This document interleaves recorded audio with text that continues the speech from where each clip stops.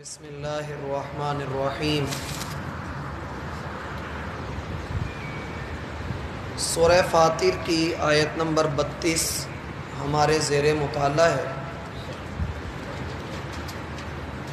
اللہ رب العالمین کا یہ فرمانا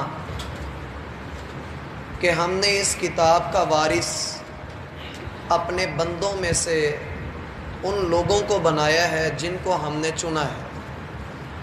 یہ اللہ کے پسندیدہ لوگ ہیں۔ چوتھے پارے میں اللہ رب العالمین نے دنیا بھر کے گروہوں میں ہم سب کو سب سے بہترین گروہ قرار دیا ہے۔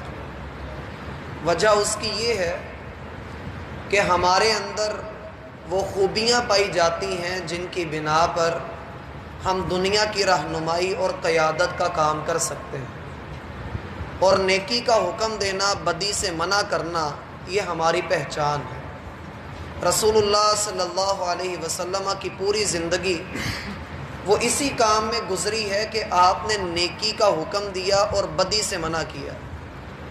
میرا بھائی، اگر آپ نیک ہیں، نیکی کرتے ہیں، نیک اعمال آپ کی عادت ہیں، تو لوگ آپ سے بڑی محبت کرتے ہیں، لوگ آپ کو پسند بھی کرتے ہیں، لوگ آپ کے نام کے ساتھ سابقے اور لاحقے بھی لگاتے ہیں۔ آپ کو حاجی صاحب، حافظ صاحب اور مولوی صاحب اور بڑی بڑی عزت والے آپ کو الفاظ سننے میں بھی ملیں گے، آپ کو کہے بھی جائیں گے، لوگ آپ کے لیے لکھیں گے بھی۔ وجہ اس کی یہ ہے کہ آپ نیک ہیں، آپ نیک کام کرتے ہیں۔ لیکن میرا بھائی، جب آپ نیکی کا حکم دیں گے اور برائی سے منع کریں گے، تب لوگ آپ کی عزت نہیں کریں گے، تب لوگ آپ کو پاگل بھی کہیں گے، مجنون بھی کہیں گے، دیوانہ بھی کہیں گے، شاعر بھی کہیں گے، کاہن بھی کہیں گے۔ رسول اللہ صلی اللہ علیہ وسلم جب تک آپ نے نبوت کا دعویٰ نہیں کیا تھا، جب تک آپ لوگوں کے درمیان اچھے انداز سے رہ رہے تھے، لوگوں کی مرضی کے مطابق تھے، لوگ جس طرح سے کر رہے تھے آپ ان سے ہٹ کر کردار کے اعتبار سے بھی سب سے بلند تھے اور اپنے عادات کے اعتبار سے بھی سب سے بلند تھے، تب تک لوگ آپ کو کہتے تھے کہ یہ صادق بھی ہے، یہ امین بھی ہے۔ لیکن جیسے ہی آپ نے کہا کہ لوگوں بتوں کو سجدہ نہ کرو، ایک اللہ کی عبادت کرو، ان کو نیکی کا حکم دیا اور برائی سے منع کیا، تو لوگوں نے کیا کہا؟ یہ تو مجنون ہے، یہ تو دیوانہ ہے۔ پھر اللہ رب العالمین بندے کو عزت دیتے ہیں اور فرماتے ہیں کہ ما انت بنعمت ربک بمجنون، آپ کے رب کی قسم آپ مجنون نہیں ہیں۔ لیکن دنیا آپ کو کہتی ہی ہے، لوگ نیک لوگوں سے محبت کرتے ہیں لیکن نیکی کا حکم دینے والے سے وہ محبت نہیں کرتے ہیں۔ اسی لیے رسول اللہ صلی اللہ علیہ وسلم کا یہ فرمان ہے کہ جب تک تم لوگ نیکی کا حکم دیتے رہو گے، برائی سے منع کرتے رہو گے، تم خیر پر رہو گے، لیکن جیسے ہی تم اس کام کو ترک کرو گے، اللہ رب العالمین کی طرف سے تم پر عذاب آ جائے گا۔ اور وہ عذاب کیا ہوگا؟ تم اللہ سے دعائیں کرو گے، تمہاری دعائیں قبول نہیں ہوں گی، یہ اللہ کا عذاب ہوگا۔ ہم نے اس گروہ کا تذکرہ پڑھا کہ جو اپنی جان پر ظلم کرتا ہے۔ ایسے گروہ کی ایک بہت بڑی بات جو عام طور پہ معاشرے میں ہمیں سننے کو بھی ملتی ہے، ہم ان سے پوچھتے ہیں کہ بھائی آپ گناہ کے اندر ڈوبے ہوئے ہیں؟ وہ مانتے ہیں کہ جی ہاں ہم نے یہ گناہ کیا ہے۔ یار آپ کو پتہ ہے کہ اگر یہ گناہ ہے تو آپ خود کیوں نہیں رکتے ہیں؟ ہماری مجبوری ہے۔ یہ ہمارا وہ ہتھیار ہے جس کی بنا پر ہم یہ سمجھتے ہیں کہ شاید ہم اللہ کے ہاں بھی بچ جائیں گے، اللہ کو کہہ دیں گے کہ اللہ ہماری مجبوری تھی۔ میرا بھائی، مجبوری نہیں ہوتی ہے۔ ہمارے اندر کا جو انسان ہے، جو ہمارے اندر کا مفتی ہے، وہ فتویٰ دے ہی رہا ہوتا ہے کہ بھائی تو غلط کر رہا ہے۔ جب ہمارا ضمیر ہمیں ملامت کر رہا ہے، ہمیں غلط کہہ رہا ہے، اس کا مطلب یہ ہے کہ میرے اندر نیکی کا شائبہ موجود ہے، نیکی کی شبیہ میرے اندر موجود ہے۔ میں چاہوں تو میں حرام سے بچ سکتا ہوں، میں برے کام سے بچ سکتا ہوں، میں بد عملی سے پیچھے ہٹ سکتا ہوں، لیکن کیا ہے کہ میری خواہش نفس بھرتی نہیں ہے، میرے نفس کو بھرنا ہے۔ اور جب تک وہ جسے پنجابی میں کہتے ہیں کہ ٹھڈ بھر جاندے نے آنکھ نہیں بھر دی، یہی حال انسان کا ہوتا ہے کہ انسان کو جو گناہ اس کی عادت بن چکی ہوتی ہے، وہ اس کو چھوڑنے کے لیے تیار نہیں ہوتا، وہ اسے اپنی مجبوری بنا چکا ہوتا ہے۔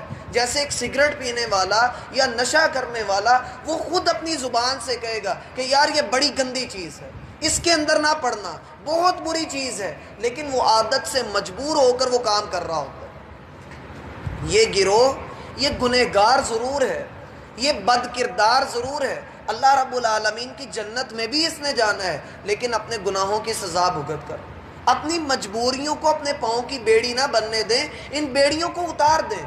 گناہ ہے، وقتی طور پہ بندے کو بڑی مشکل ہوتی ہے، سروائیو کرنا اس سے مشکل ہو جاتا ہے کہ میں نے گناہ چھوڑا ہے، میں کیسے آگے چلوں گا، میرے سے ممکن نہیں ہے، میں سودی کام چھوڑ دوں، میں رشوت نہیں دوں گا، میرا آگے کام نہیں چلے گا، میں کاروبار میں کسی کو جو ہے وہ سیدھی بات بتاؤں گا، سچ بولوں گا تو پھر تو میرا کاروبار ٹھپ ہو جائے گا، بڑے مجھے مسئلے ہیں۔ میرا بھائی یہ وہ چیزیں ہیں جن کا شیطان آپ سے وعدہ کرتا ہے۔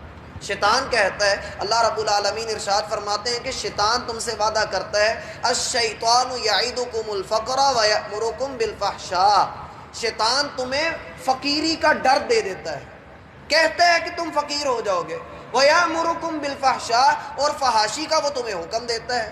بندہ فحاشی صرف یہ نہیں ہوتی کہ انسان اپنے تن سے کپڑا ہٹا دے، فحاشی صرف یہ نہیں ہوتی، فحاشی یہ بھی ہوتی ہے کہ آپ کھا اللہ کر رہے ہیں لیکن گن کسی اور کے گا رہے ہیں، آپ کھا اللہ کر رہے ہیں لیکن حرام کاری میں مبتلا ہے، یہ بھی فحاشی ہی ہوتی ہے۔ وَيَأْمُرُكُمْ بِالْفَحْشَاءِ، اب ہوتا کیا ہے آنے والے دنوں میں، آپ یہ بھی بڑا پروپیگنڈا سنیں گے کہ جی دیکھو حاجی صاحب حج کرنے کے لیے چلے گئے لیکن محلے کی جو غریب بچی تھی اس کی شادی نہیں کی، 60,000 کا بکرا لے کر گھر کے اندر باندھ لیا ہے لیکن کسی غریب کو کاروبار کروا کے نہیں دیا۔ یہ قربانی نہ کرو، یہ غریب کی مدد کر دو۔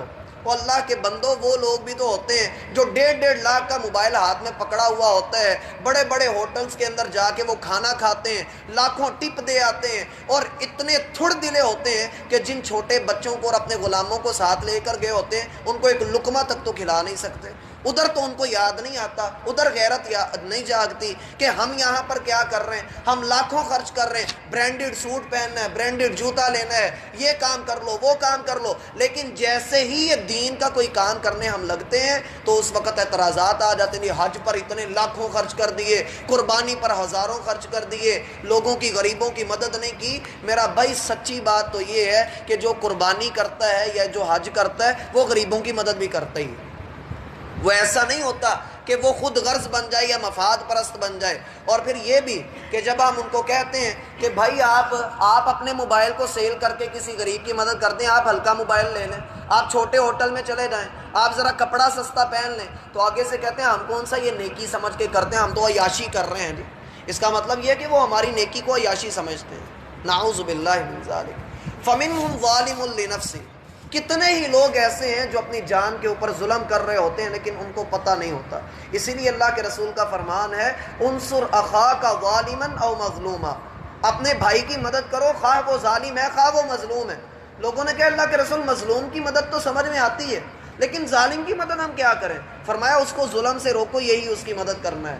جب بھی میرا بھائی انسان کے جسم کو کوئی بیماری لگتی ہے، انسان بیمار ہوتا ہے، اسے کڑوی دوا کھانا ہی پڑتی ہے، یا جب بھی وہ ڈاکٹر کے پاس جاتا ہے اسے کسی نہ کسی بیماری کے ضمن میں اسے انجیکشن لگوانا ہی پڑتا ہے، آپریٹ کروانا ہی پڑتا ہے۔ اگر جسم کے ایک حصے پر کینسر ہو اور ڈاکٹر کہے کہ بھائی اس کو کٹوا دو ورنہ یہ پورے جسم کے اندر پھیل جائے گا، ہم اٹھ کر یہ کہتے ہیں ڈاکٹر نے بڑا ظلم کیا ہے، میرے خیال سے ہم سے بڑا بیوقوف کوئی نہیں مانا جائے گا۔ اور جب ہم کہیں کہ ڈاکٹر صحیح کہہ رہا ہے، اس کا یہ ہاتھ کاٹ دو ورنہ پورے جسم کے اندر زہر پھیل جائے گا، یہ بندہ مر جائے گا، تھوڑا نقصان برداشت کر لو، بڑے نقصان سے بچ جاؤ گے، تو ہم سے بڑا عقل مند بھی کوئی نہیں مانا جائے گا۔ بات صرف یہ ہے کہ گناہ ہماری عادت بن چکا ہے، جب ہم گناہ چھوڑنے کے لیے تیار ہوں گے تو میرا بھائی اس کا یہ مطلب نہیں کہ اللہ رب العالمین مدد بھی نہیں کرے گا، اللہ پوری مدد کرتا ہے۔ ہاں شیطان بھی اپنا زور لگاتا ہے کہ اس کا ایک ساتھی کم ہو رہا ہے، اس کی جماعت کم ہو رہی ہے، وہ اپنا زور لگاتا ہے، اور یہ پکی بات ہے کہ جب بندہ گناہ سے پیچھے ہٹنے کی کوشش کرتا ہے تب اسے گناہ میں شیطان زیادہ مزہ دیتا ہے اور زیادہ مواقع دیتا ہے، اس کو ایسے ایسے مواقع دیتا ہے کہ کوئی نہیں دیکھ رہا ہے، تو کر سکتا ہے، ایسا کر لے، اس میں تیرا بڑا بھلا ہے۔ جب وہ انسان کو یہ جھوٹی امیدیں دلاتا ہے، اللہ رب العالمین فرماتے ہیں غرتکم الامانی، وہ تمہیں اس دھوکے میں ڈال دیتا ہے، وغرکم باللہ الغرور، اللہ کے متعلق بھی دھوکے میں ڈال دیتا ہے۔ جو ہم نے اس صورت کے پہلے رکوع کے اندر پڑھا کہ لوگوں اللہ کے متعلق دھوکے میں نہ پڑ جانا، اللہ کے متعلق نہ دھوکے میں جانا۔ ما غرک بربک الکریم، کس چیز نے آپ کو آپ کے رب کے متعلق دھوکے میں ڈال دیا؟ تو بات یہ ہے میرا بھائی کہ اپنی جان کے اوپر ظلم نہ کریں کسی بھی صورت میں۔ یہ سوچ لینا چاہیے ہم سب کو کہ میں جو کام کرنے جا رہا ہوں آیا اس سے میرا رب راضی ہوتا ہے یا نہیں ہوتا، آیا اس سے میرے رب کی خوشی ملتی ہے یا نہیں ملتی۔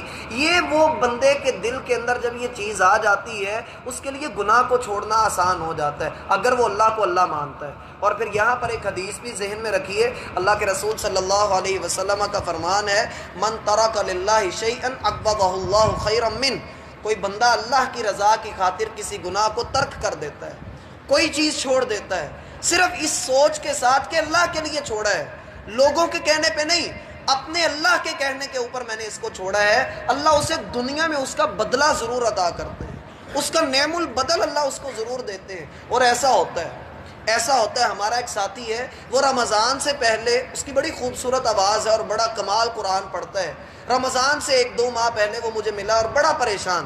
میں نے کہا کیا ہوا ہے؟ کہنے لگا مجھے تراویح کے لیے کوئی مسجد نہیں مل رہی ہے۔ میں نے کہا اچھا چلو اللہ خیر کرے گا۔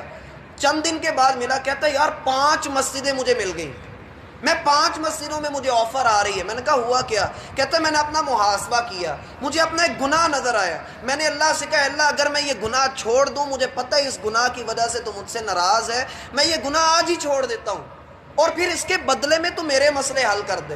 کہتا ہے ایسے میں نے گناہ چھوڑا ہے۔ اگلے دن صبح کے وقت ایک مسجد سے فون آیا، ظہر کے وقت ایک مسجد سے آ گیا، پھر اگلے دن 2 مسجدوں سے فون آ گیا، اور پھر میں پریشان ہو گیا کہ اب میں کس مسجد کے اندر جاؤں۔ تو یہ اللہ رب العالمین کا بڑا احسان ہوتا ہے جب بندہ اللہ کے لیے کوئی کام کرتا ہے۔ اللہ کے لیے گناہوں سے بچیے، یہ جسم ہمارا اپنا نہیں ہے، یہ اللہ کا جسم ہے، اللہ رب العالمین نے ہمیں عطا کیا ہے، اس کے اوپر ظلم کرنا بھی بہت بڑا ظلم ہے۔ اللہ رب العالمین نے ہم سے حساب لینا اس کا بھی کہ آپ نے اپنے ہاتھوں کے ساتھ کیا کیا گل کھلائے ہیں، پاؤں کے ساتھ کیا کیا حرکتیں کی ہیں۔ اس لیے بندے کو بچنا چاہیے اپنی جان پر ظلم کرنا۔